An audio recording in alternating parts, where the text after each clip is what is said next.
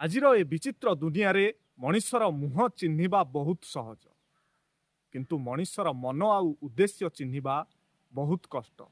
କାରଣ ମଣିଷ ବାହାରକୁ ଯାହା ଦେଖାଯାଇଥାଏ, ବାସ୍ତବରେ ତାହା ସିଏ ହୋଇନଥାଏ।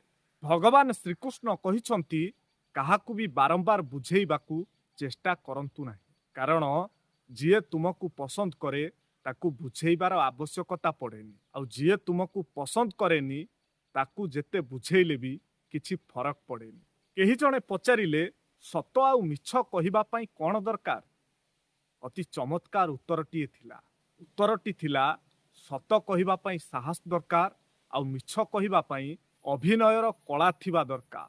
ସତ କହିବା ପାଇଁ କଲିଜା ଦରକାର, ଆଉ ମିଛ କହିବା ପାଇଁ ଗୁଜବ ବା କୁସଙ୍ଗତି ଦରକାର।